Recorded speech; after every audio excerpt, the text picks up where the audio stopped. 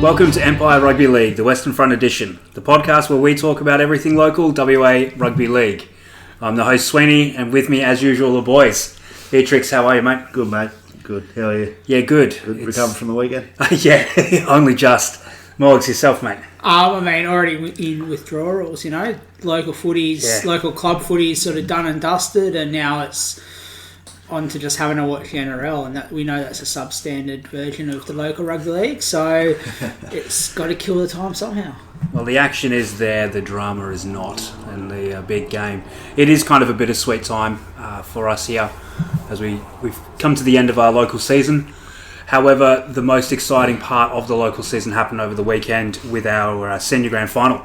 So, without further ado, let's jump into that. Women's League Tag Grand Final had South Perth 40 over Joondalup 0. Now, boys, the road Joondalup took to get to this point for their League Tag probably go down a little bit of history for the local game. What is sort of your take on the game for the day? Well, that's it. You win that many finals and don't win the grand final. Mathematically, that shouldn't be possible yet. Unfortunately for Joondalup, it is. But I think, this result was probably the result I was expecting. It was, I think the first half was, the scoreboard reflected the game being closer than it was. I think Joondalup were making errors inside their defensive 20. South Perth were making errors inside their attacking 20. Joondalup weren't having a lot of chances, and they were making a lot of last tags, so that sort of saved South Perth making those tries. So I think that was sort of the tale of the first 20.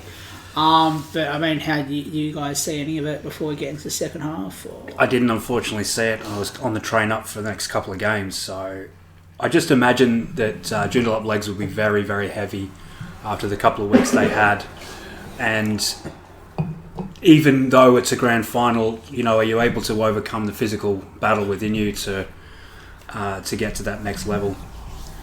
Yeah, it was going to be difficult. Like, they've played so much footy leading up to the grand final, and South Perth with a week off, they would have been fresh as, ready to go. It was a 6-0 at half time. It just seems like they just ran out of juice in the second half, and South Perth were just too good.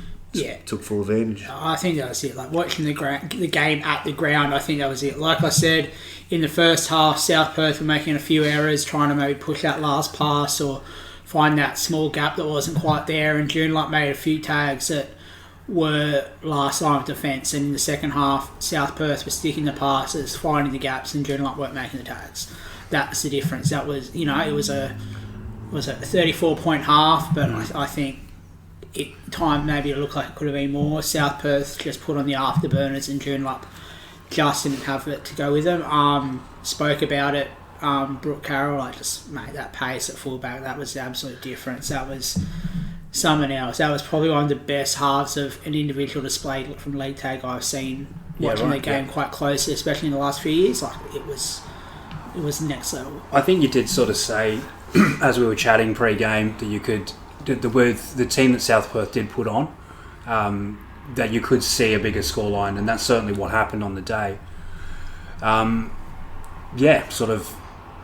Just good. Looks good for South Perth going forward. Yeah, well done to South Perth. They were by far and away the best team throughout the whole competition, and they really proved that on grand final day when it matters. Well, that's it. And with them winning GLT as well, that's their pathway is alive and well. And I think over the last couple of years, South Perth have been pushing North Beach all the way. They've definitely been the second best probably team in the comp for the last couple of years, but they've taken that step ahead of their rivals, and if they can keep that team on the park, I think they're going to be very hard to beat coming into 2026. Yeah, excellent.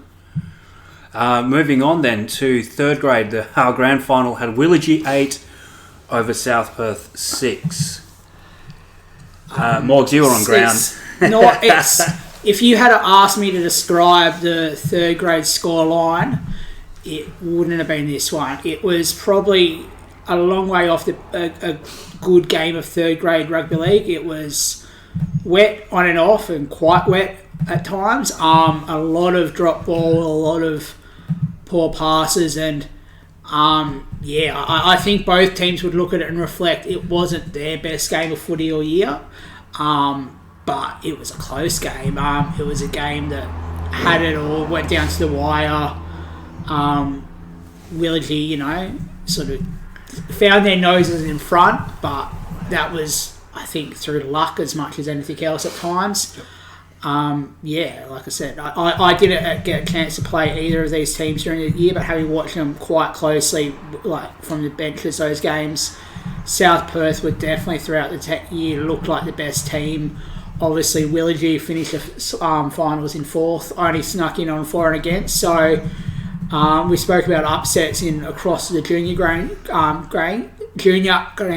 finals, and this was probably the first upset of the day. South Perth, top of the ladder, definitely the best team for the regular season. Willagee started the season slowly, put it together in the end, come from fourth to win a grand final. It might not be the first time we talk about that story. No, it might not be the last time we talk about that story. There you go, the last time, folks. Yeah, it just goes to show that anything can happen on grand final day. Yeah. Like you said, South Perth, best team all year. And, it's probably saved their worst game of the year for their last game. Which is a lot more common than you expect. Yeah, that's in grand finals. I think you'd find that too, yeah. Yeah, certainly. You can build it up a bit too much before the game, and maybe after the week off they believed in themselves a bit more than they should have. Yeah. And I think the weather probably, like I said, South Perth would definitely look the most skillful team throughout the year, but that was from what I've seen of them probably off the back of playing a more expansive game, playing a bit wider, using a bit more skill, a bit more flair. The weather definitely didn't allow for it, and like I said, there was a lot of errors, and I think that probably brought the teams closer together, and the Willagee size and strength probably proved a decisive factor. Well, yeah, it's been a deciding factor there. Willagee have been that strong, powerful running team through the middle in that third grade side, and they were a difficult side to handle.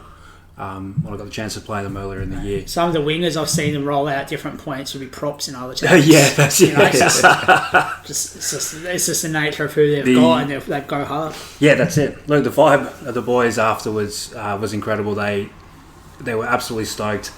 Some were very humble, very, very humble. Others were absolutely enjoying the moment, but it was incredible to see. Especially afterwards, they were all sitting together, enjoying it, and they didn't let go of that trophy all night. I was watching them. They had a great time. I seen their coach walking around with the flag around his neck, well into the celebrations of other grand finals. So and that's what you want, though. That's whatever grade it is, you want that to mean so much. You win in a grand final, it doesn't happen all the time. Players go whole careers not even getting close. So doesn't matter what grade you're in, whether it's 13s, whether it's A grades, in between. Embrace it, hold it, enjoy it, remember it. Yeah, that's right. And be better next year. Moving on to our Val Murphy, we had Ellenbrook 22 over North Beach 18. Now this game went to Golden Point, and it was a really interesting back and forth game the whole way through.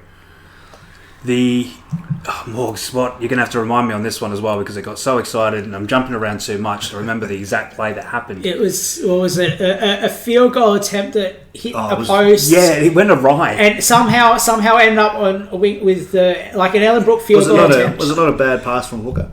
And just rolled along the ground? Something, yeah. All of a sudden, a field goal attempt ends up with the winger scoring in the corner. Either way, it was a messed up field goal attempt, and it turned out to be one of the greatest grand final players you'll ever see. Trying the right corner. Yeah, that's what it. A finish. Yeah, and I think it was probably the closest grand final of the five of the day. Like, obviously, going to Golden Point suggests that, but arguably it's the game of the day. Yeah, I think it was. I think if you look at those two teams, either team could have won it. Obviously, I was trying to talk up the chance of player of the match from a losing team for first grade. I just got the grade wrong. It was his grade. North Beach player getting man of the match. And, you look at it and think, well, that's ridiculous. But it's when you go into Golden Point, if you're the best player in the field, it shouldn't matter what team you're at. If you deserve to win that trophy, you win that trophy. And I think that shows how close the game was. Obviously, Ellenbrook got up. This was 1-2 on the ladder. I don't think we can call this one an upset.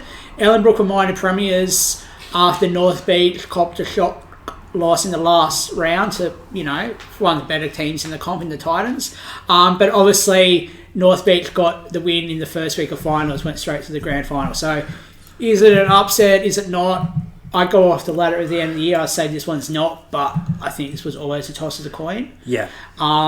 We spoke about who North Beach would have available last week. They had some of those players available. They didn't have others. That probably balanced it out, with Ellenbrook having probably their best team in the park. They've been able to put out there, having everyone fit and firing, and made for great rugby league. Val Murphy Trophy Player of the Year, Chase Wright was absolutely involved in everything. I think I saw him at one point maybe make 3 or 4 tackles in a row out on the left edge there, and then he's back again, ready to go, ready to track on the next defender or see what's going to happen. Then he's back in the attacking line, making things happen again. So there's a very good reason he was picked for that particular honour. And again, I think it shows why that team and that club has potential to be a first grade team next year. They've won reserve grade. Well, that's a promotion game, isn't it? Well, it should be. Any other sport, any other area of the world, that's, you win that game, you're going up. And that Ellenbrook team, there's absolutely the talent there.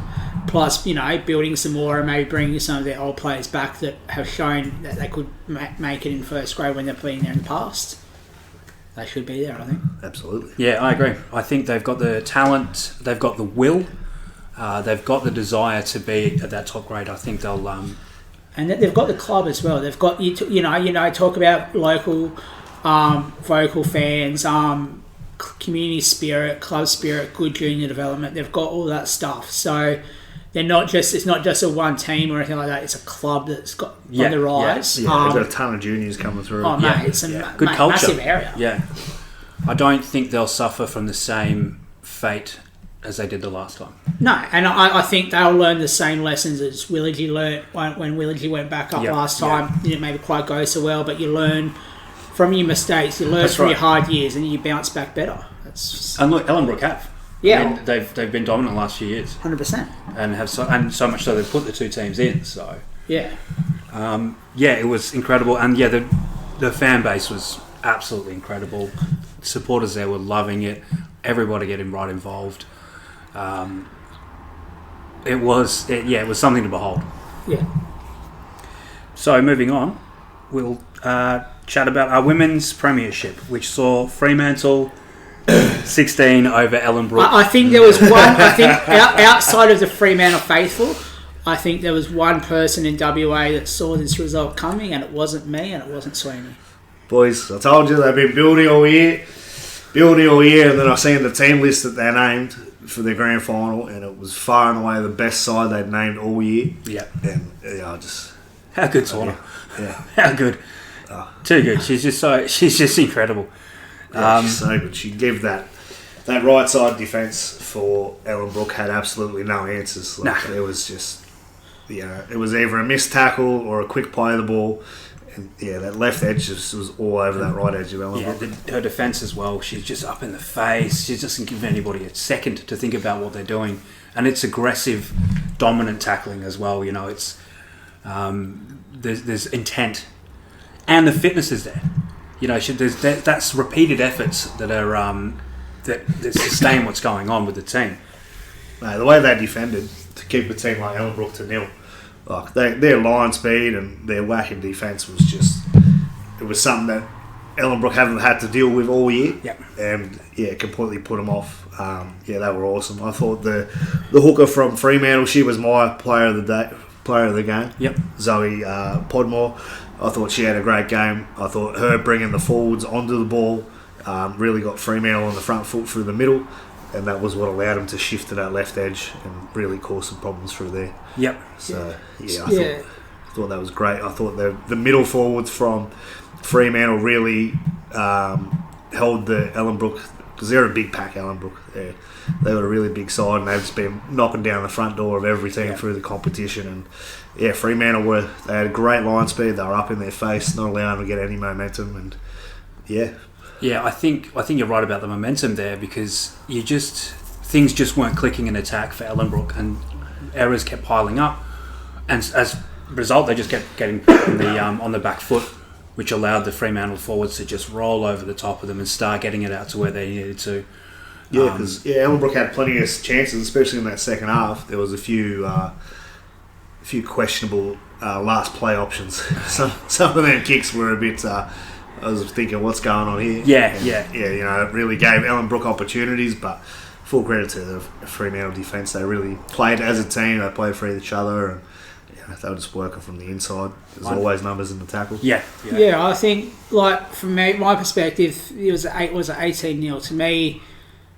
It was 16-0. Sorry, 16.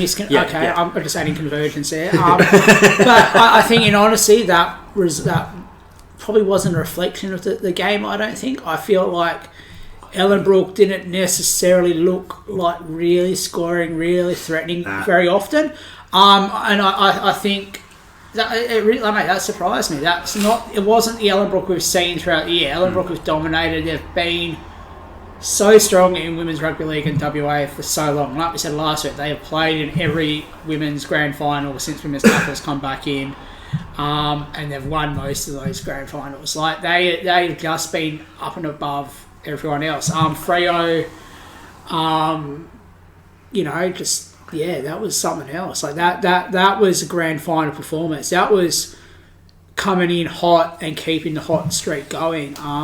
Absolute credit to Freo. Like I said, Horner, all those Foster. There's so many players there that are just exceptional players, and like, it's great for women's rugby league. We want to see more teams, more clubs in it next year. But if this is the level of talent we have across WA that can be spread out and growth of the women's game, it'd be awesome. Because Ellenbrook, if we talked about Ellenbrook being hungry, losing back to back, they are going to be starving with losing three grand finals, and rightly so, because they are going to come out firing next year.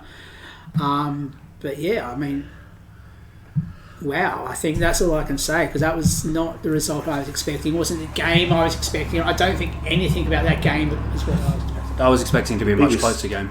The biggest rap, I suppose, to go on the Fremantle defence again, just because it was so good, but the biggest rap you can give them is that Ellenbrook's attack just looked so disjointed. Yeah. Like, they just weren't, they looked so clunky. People were not throwing passes when they should have threw passes. When they did throw passes, they weren't going to their intended targets.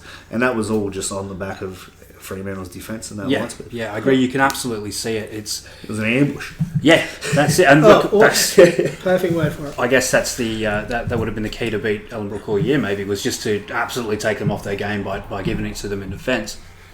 The kick options weren't great, but it's not. I don't think it was anything particularly more than what Fremantle had done. It wasn't that Ellenbrook were bad. It's just that Fremantle did what they needed to do so much better, and it took them right out of their game. And even with a push in the second half, as you spoke about, they couldn't click. They couldn't get that shift into the gear they needed to start that momentum. Yeah, they never looked. I don't think Ellenbrook ever looked like coming back into that game once they got down. And I think this is maybe a bit of an old cliche as well. It was kind of Ellenbrook's to lose. Yeah. So it would have gone in as favourites, undoubtedly. Yeah, of course. And with the exception of Beatrix, who absolutely loved his races. I think he was saying they've been building something all year since round 2. But they're building. They're building. Slowly building. And so. Sorry. The quality of football that was played too, I was watching it and I thought, in these conditions, it might be a bit of a sloppy game, but I was really impressed with the quality of football that was played. Oh, yeah, definitely. By far and away the best game of the season, skill-wise. Yeah, I agree. And speed of the game. Yeah, 100%. Awesome. Moving on. First grade, Sweeney, are you ready? I am ready. Oh, this is Sags. We're getting to the end here. Do we do a drum roll? For all those that don't know, our grand final winners were Willagee 22 over South Perth 10. What a game! So it was the fourth team from Willagee being the first team from South Perth. I think we've already had this story. We've got it on repeat. It's happening again, but in a higher grade. I think that's the way to start it.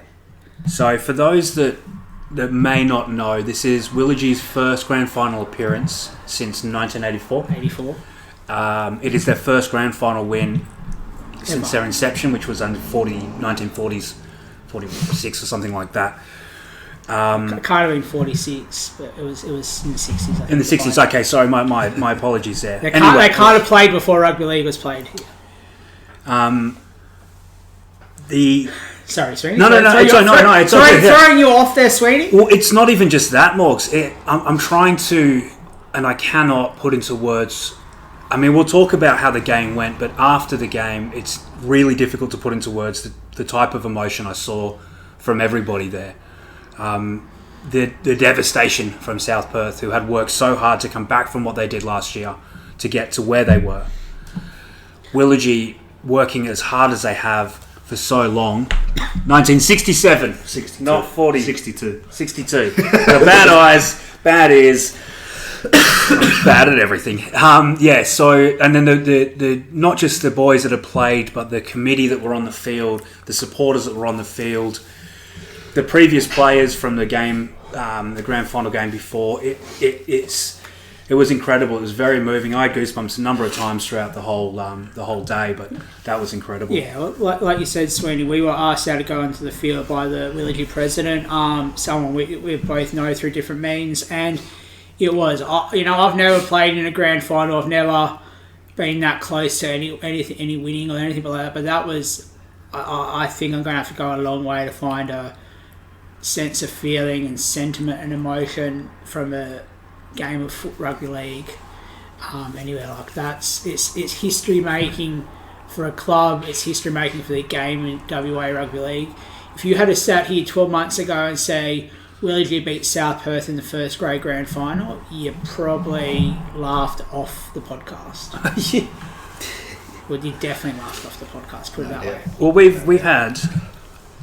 we had a quick look back at our predicted grand final teams, and they were not the grand final teams. However, our teams to watch for this year, I picked South Perth in the grand final. Yeah, I think South Perth and my team to watch was the Bears. Yeah, me and you had the Bears to watch. That's Beatrix had South Perth to watch, so we were right there. Our grand final predicts otherwise were. We one or two of us got one or two clubs right. No one got a whole game right, and we maybe had our Titans goggles on a bit for some grades. Yeah, but we're allowed bias. We all know that. It's all right. I'm not too. Sweeney had a good grand final prediction. You ain't close. Yeah, definitely. But yeah, it's. Rockingham and Fremantle. Yeah, whatever. Everyone that can't see this. Well, that's the thing. If you'd say this, if you said 12 months ago that Willagie and or even at the start of the podcast, we'll start when we put this prediction together, that Willagie and South Perth were going to be there after the year that South Perth had and Willagie's first foray back into first grade after so many years, you'd be like, well, you're crazy. But now I wanted to watch them because I figured they'd do well, and the idea of them to build into first grade. I'm stoked that they won the grand final. We'd been looking at the players they bought, and they bought players that we knew would bring the heat. But it's easy to sign players like that. It's easier to sign these big name players with these big game reputations, but that doesn't guarantee success. Correct. It's what you build around those players. It's the other players you build in. You can have the 5 best players in the comp, but if your 6 through 17 are VMT players and not first grade players, you ain't going to win. And I think that's what the Bears did. They built a squad. They built competition for spots. We've seen players playing reserve grade for Willagie that should have been playing first grade. They just couldn't get a crack. And they've done it the right way, and they've got the just rewards. Yeah, plenty of clubs have tried to have bought players before and spent a bit of money trying to win comps and whatever, but one thing that I noticed through the whole day with Willagie, with their third grade and their first grade, was the level of respect that they had for the opposition. Watching closely through the game, whenever an opposition player went down, every Willagie player was so caring and making sure that the opposition player was okay. Stuff like that. So, they've paid for players and stuff like that, or whatever, but they've also built an awesome culture. Yeah, it's a great culture there. Yeah. And anyone that says first grade players don't buy, first grade clubs don't buy players and don't recruit players here or anywhere else in Australia. Is if you think it's not happening, you just got no idea. You have no idea. It's footy, right? Of course, you want to succeed, and you've got sponsors, and it's what happens. Like you're not buying third grade players. Let's put it that way. I'll tell you what, boys. After the grand final, I thought, do I have one more year left in me? Can I try and win a comp? And then it was a few days later, and Morg sent through a picture of his knee, and he's got to get surgery. And I thought, I'm pretty happy retired. And there goes our hope of our first grade Kwinana. Yes. 3 of us in the same team. Maybe not in first grade. Maybe not first grade. Yeah. Oh no, fourth grade. Is there a fourth grade? There will be now. Yeah, just to get us all 3 together. Isn't it? Well, let's get into the game itself, boys. Yeah, it was probably, for me, it was probably 2 10-15 minute periods from 2 players that really won the game for Willagee. And that was Tierney in the first half with his 40-20. His big bomb that set up the first try of the game. He dominated the first half for a large part. Full credit to South Perth. They fought back, took the lead at half time. I thought for South Perth, Billy Judge in that first half was outstanding. He was Dylan Edwards-like with his carries and all the work that he was getting through. I thought he was great. The blueprint was there for South Perth in that first half. Send a few to the middle and attack that left edge of Willagee. Leota was looking tired in defence, and Barclay was all over him.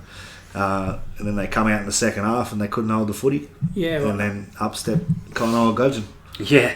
Well, that's it. I think seeing Tierney play at Kalamunda back in the day, like under 18s coming through there, playing a few different clubs, South Perth, Freo, and that, I think always been a massive talent, but also maybe had a little bit of rocks and diamonds and as a young kid, that's probably what you expect from 99% of players. Have some absolute skill, but aren't always consistent. So I think being the leader, being that 7, getting that sort of title, knowing I'm the halfback, it's my job to guide the team around the park, has absolutely helped him step up, and I think that's Isn't Tierney just such a reflection of how Willagee season went?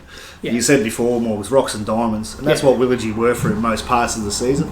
But like the whole Bears team did, as Tierney did through the year, he got better and better, improved his game, and then the finished product at the end brings home the grand final. You can see the confidence grow in him as the year went on, but what that did too was it brought everybody's confidence up, and there was less, I hate to use the term, there was less thinking about it. Yeah.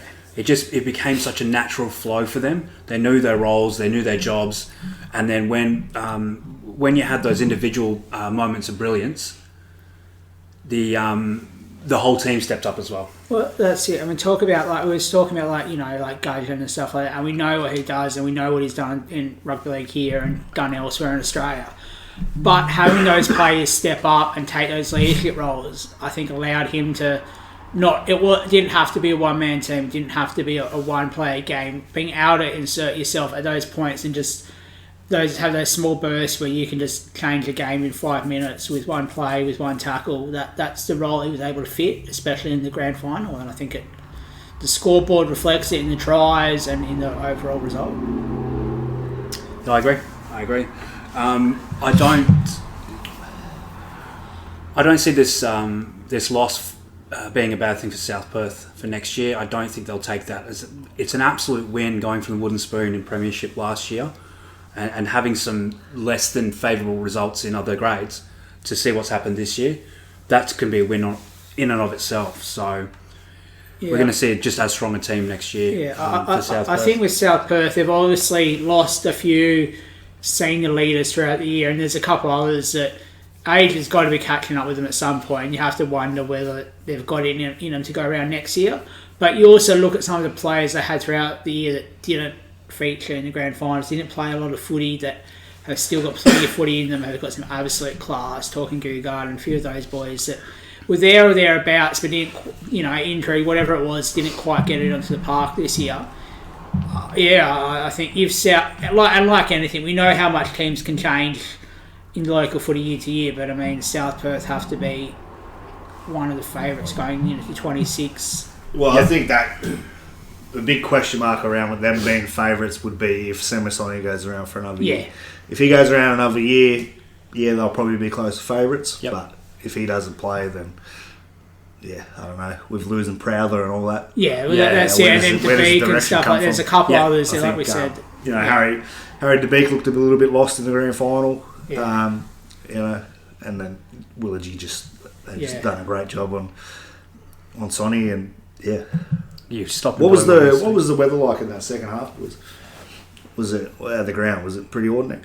Trying to remember. Can't remember. A few too many hard I don't think it was too bad, to be honest. No, I don't think it was. I think it was probably better than other elements of the game. It definitely wasn't the torrential downpours. No, it wasn't. I think there was maybe a little bit of sprinkling, but overall it was. Yeah, because that. If we're wrong though, fans, tell us. The ball handling from South Perth in the second half was ultimately what lost the game for them. The turnovers, especially in their own half. Yeah, if you invite a side like Willagee with Tierney and Gudgeon and that big forward pack, if you invite them inside your 40, it's going to be very hard to keep turning them away. Yeah, so I mean, that's it, I think. But again, throwing them off the game, if their heads go down, chins go down when the mistakes happen, teams are going to start rolling over the top of you, similar to how it was doing in the Ellenbrook game. Yeah. And I think that's it. Of the 5 grand finals, I'd say there was 3 upsets. I think it's probably fair to say, like late women's league tag was, and I think we were probably the conclusion the Val Murphy game was always going to be a real 50-50, but the other 3 were upsets. So I think between that and the junior games, I think there was more upsets than favourites winning, and I think that highlights the game we all know rugby league is. We know it's not over till it's over. If you're 13 on 13, you're in it, but it just shows from under 13s through to A grade, the talent is spread across clubs. There is quality players that have the skill, the ability to step up and win games for their teams when their teams need it. Yep. And that has to be good for the growth with the Bears coming in very soon. That's right, yeah.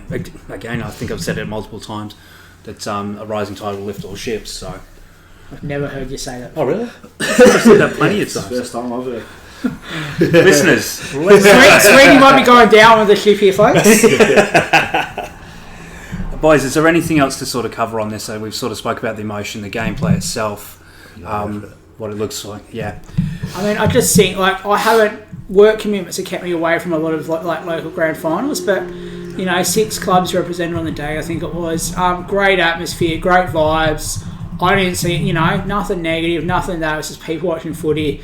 Most negative thing is when you're sitting in the middle of the grandstand and getting wet because the rain's coming in upwards. But I mean, I don't think the governing body can control that. A couple of the players possibly could, but that's another story.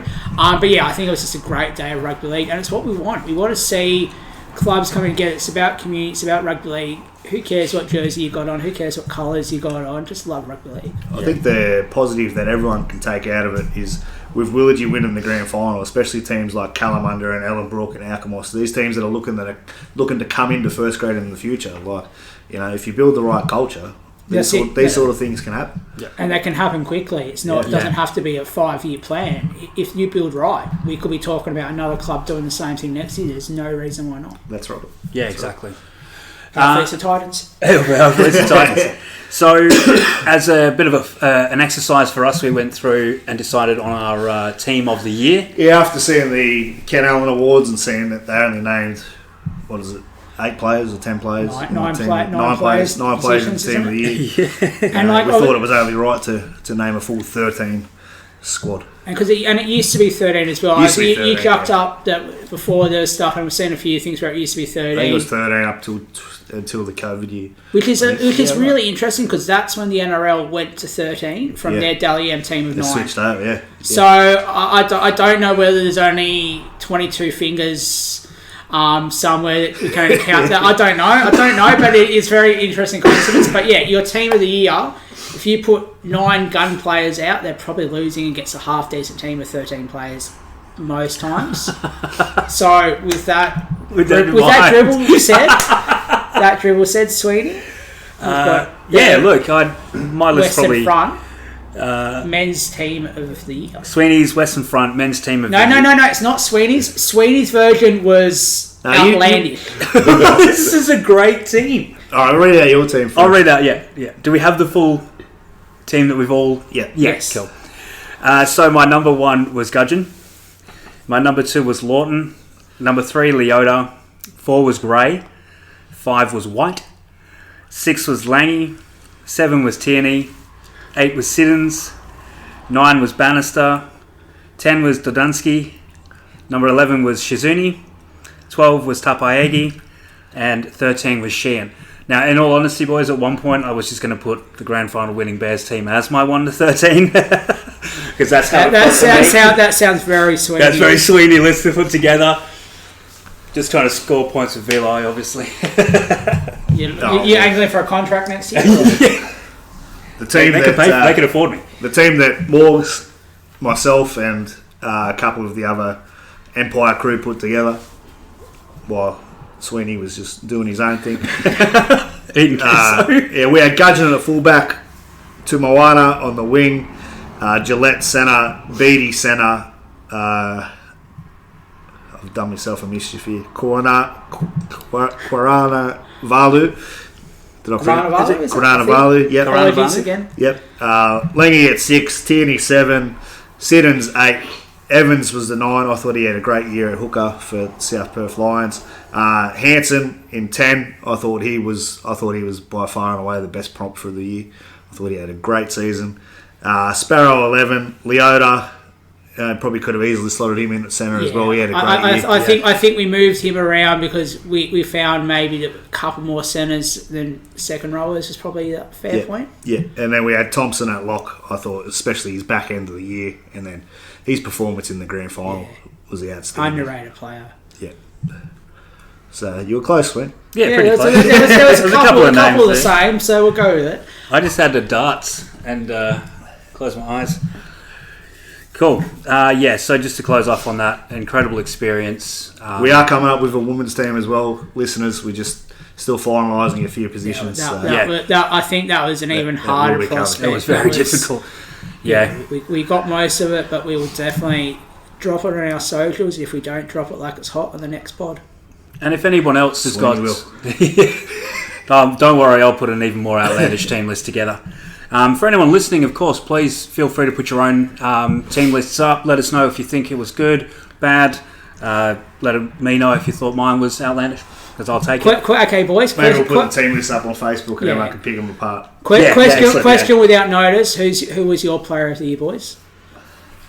I thought the Ken Allen Award was well deserved. I thought, Sonny was outstanding. Yeah, I think between Sonny and between Gudgeon it was close. I think if Bailey Miller had had a full season fit, it would have been the tightest of tight three ways.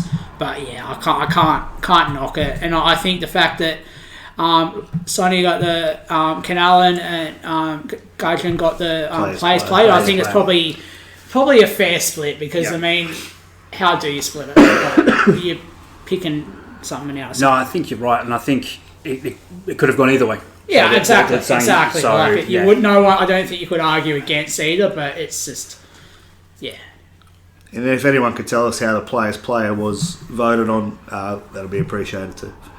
Yeah, any how many did every player get a say, or was it just? I think there was some stuff. I think it's 10 players from each club were polled, couldn't vote for someone from their team, so no outright, obviously, just voting for one of your boys. So. Actually, I did see something as well about you can't vote for your own position as well. So I didn't read that far into the article. I can't see. Yeah, so you can't sort of like you're a winger, you pick against a winger because that's who you're playing against most often that you're going to see. So, but yeah, any more sort of insight on that would be incredible. Thank you.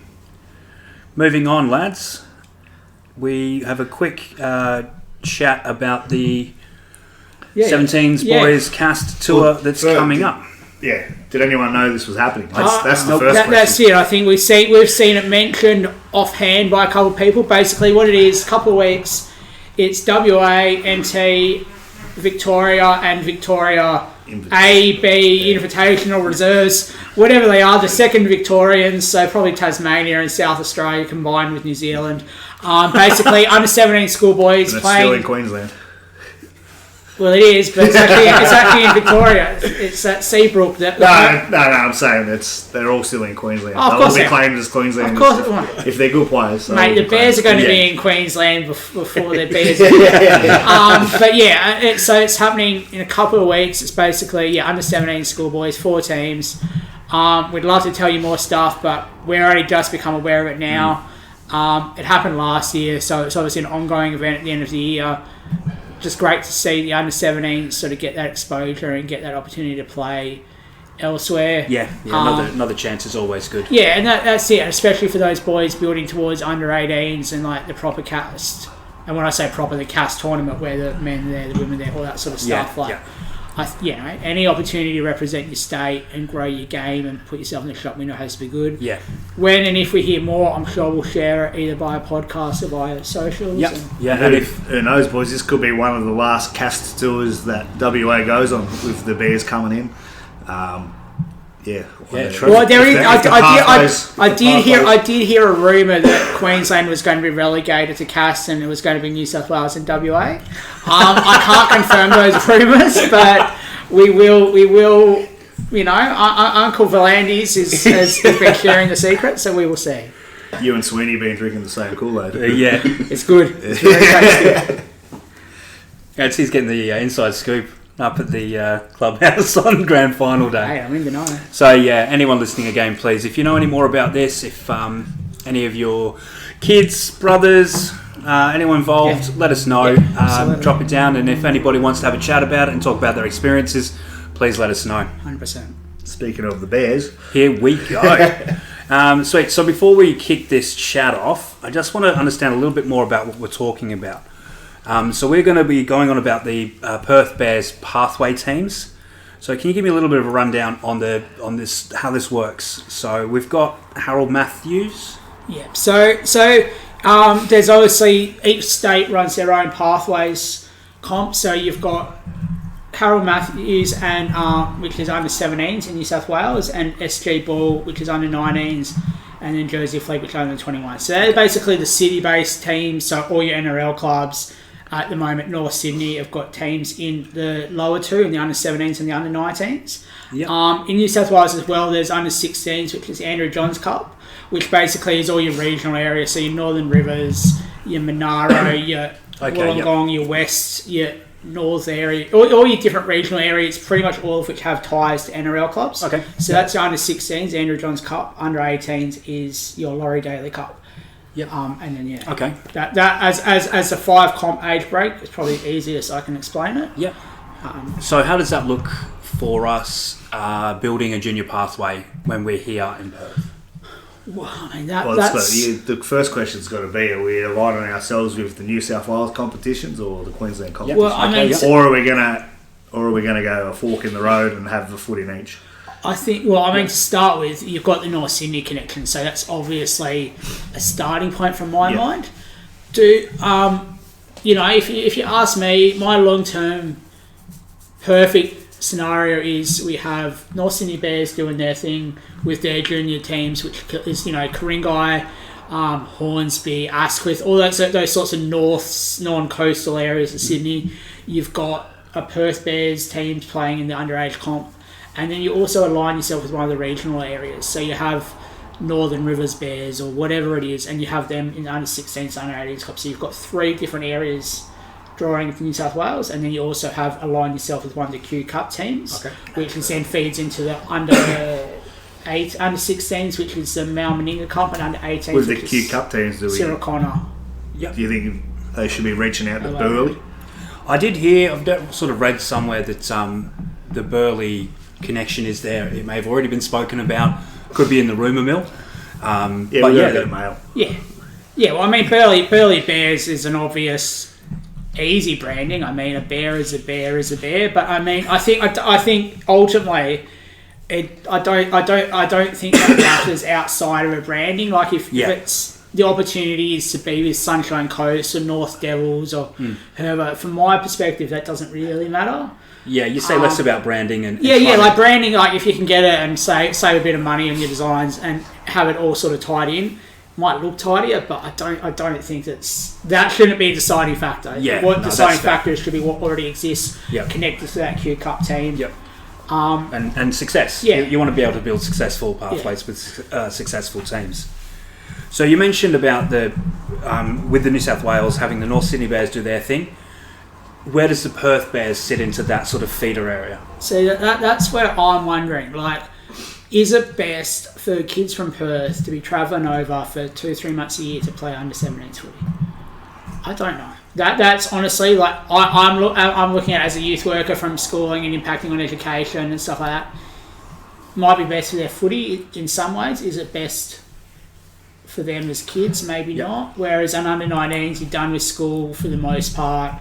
Out of it, is that the spot to start and develop and have a really strong under 17s comp here that then you can sort of pick the players from under 17s. Yeah.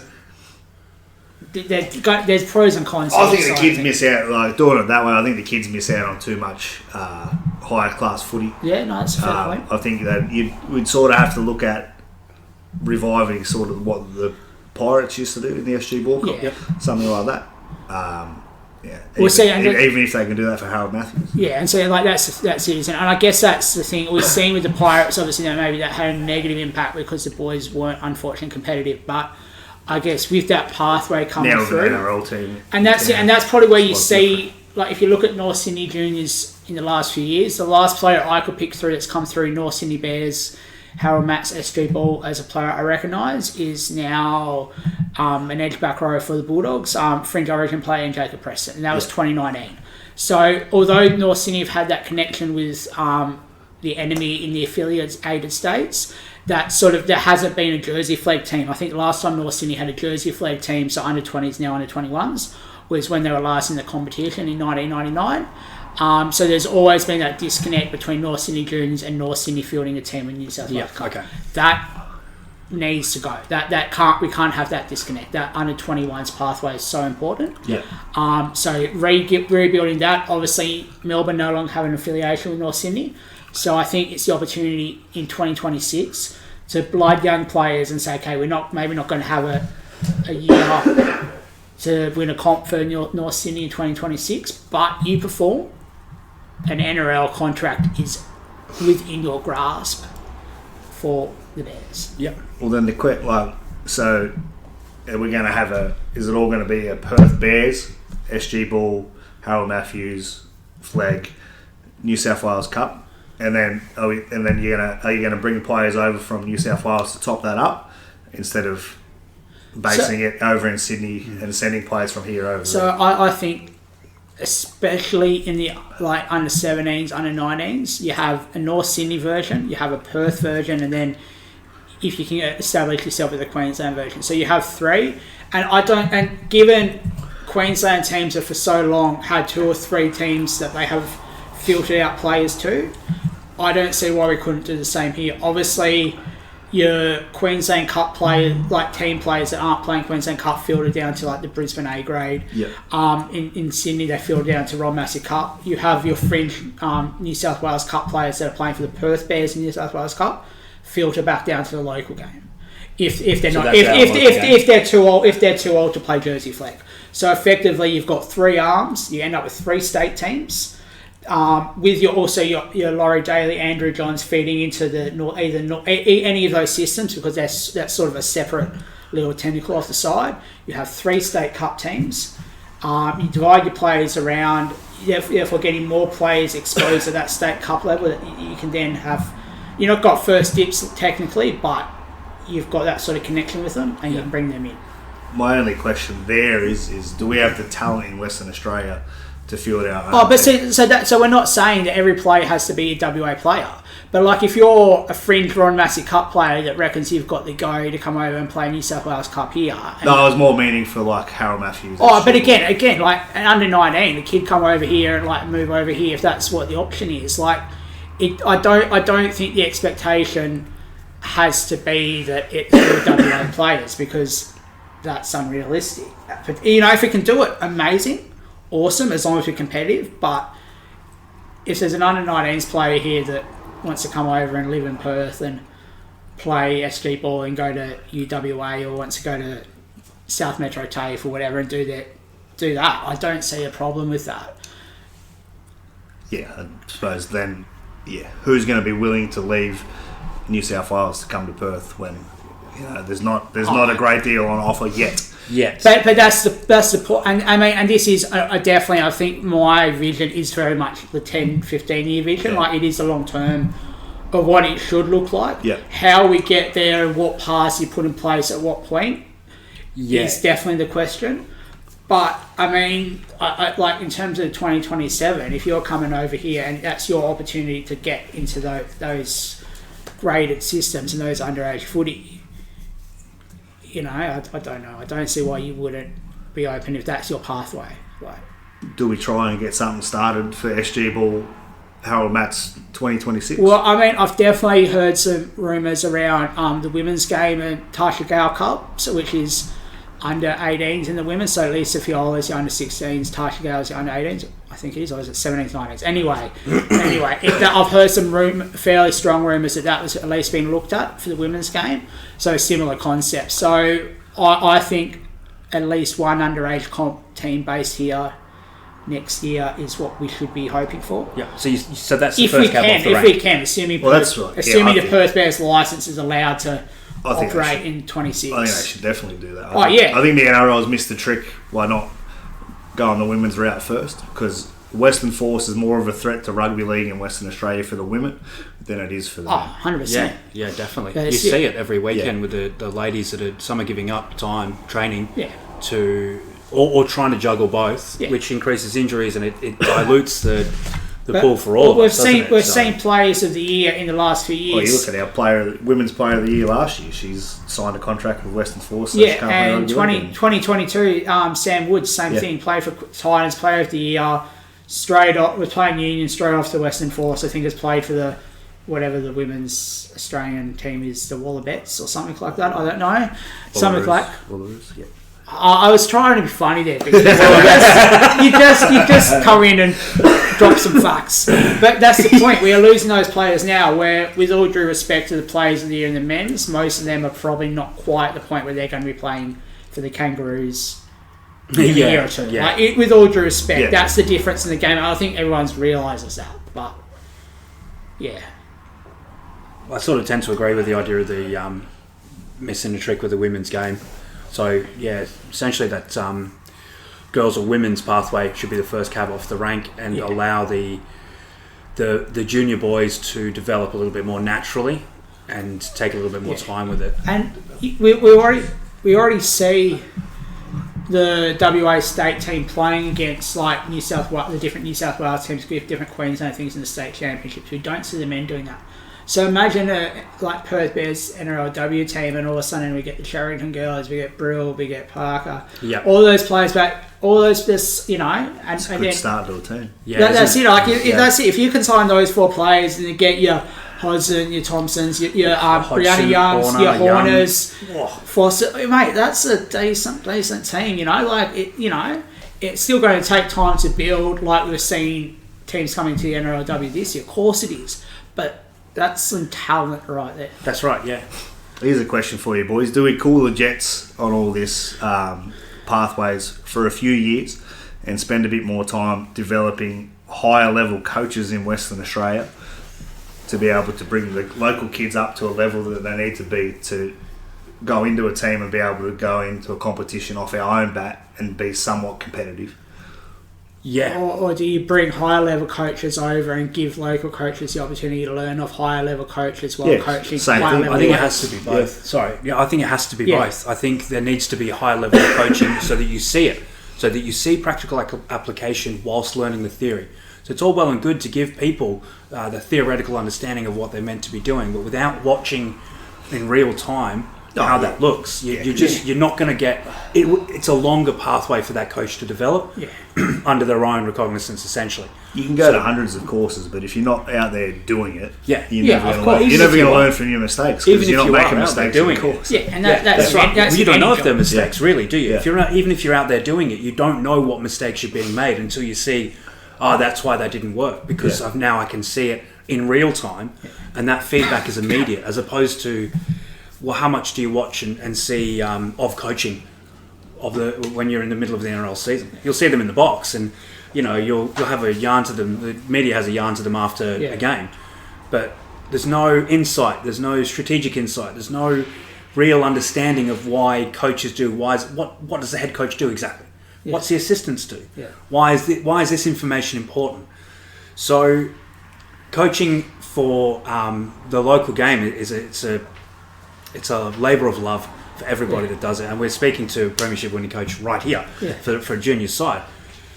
You know, you've got a different type of insight. So if I wanted to coach next year, I've never been a part of systems. I don't, I've never been part of junior systems. I don't understand any of that.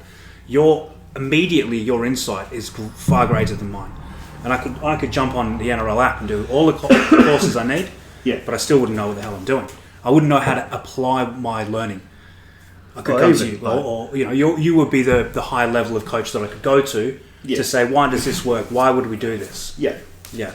Yeah, or even the best first grade coaches or the best leaders of a team that are going to go into coaching that are here in Western Australia, it's still nowhere near the level that it needs to be to There's be a big up learning in gap. them, even in SG Ball or Harrow Matthews and stuff like that, or stuff like that. So there needs to be some sort of investment put into the coaches to be able to breed better players coming through. And it's not. And I think if we do that, I think there'll be a big response.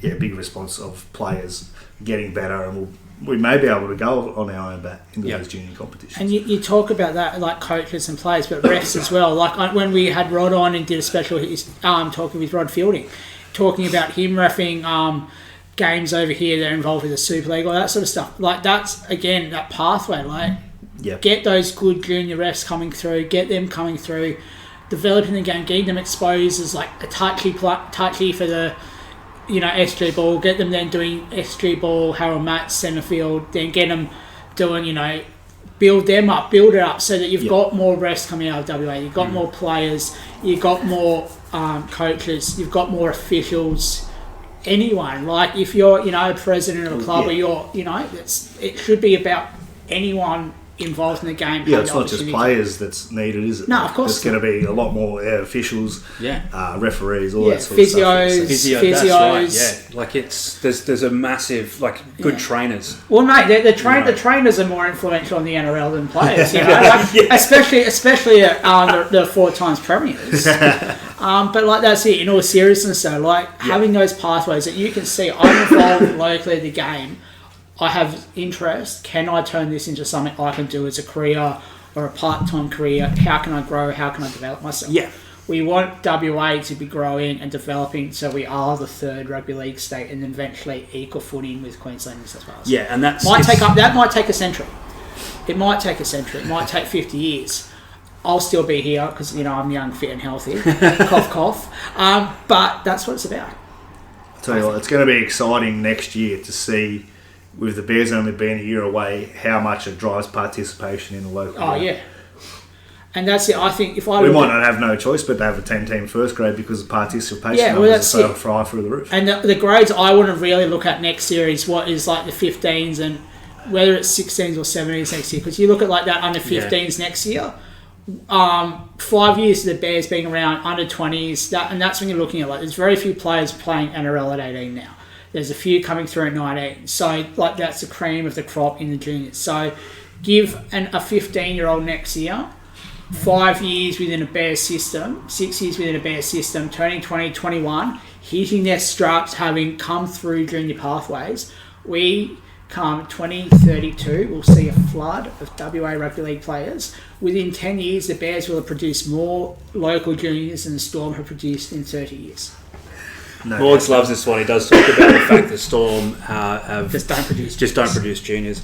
I think another interesting knock-on effect as well about the influx of talent to the game is that families that may not have moved before, there's new work, there's new job opportunities happening here for people that may not have moved because their kids were going to go through pathways over there. They could say, oh, well, look, we can go to Perth, it's affordable, there's work there now, and there's a pathway.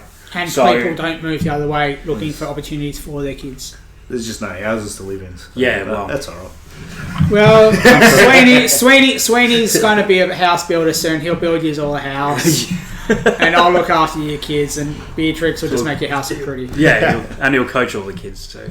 We're going a bit off path, boys, but it's exciting to see that the Bears have named a recruitment manager. Yes, so the one out. It's Dan Campbell, recruitment and pathways manager for the Broncos.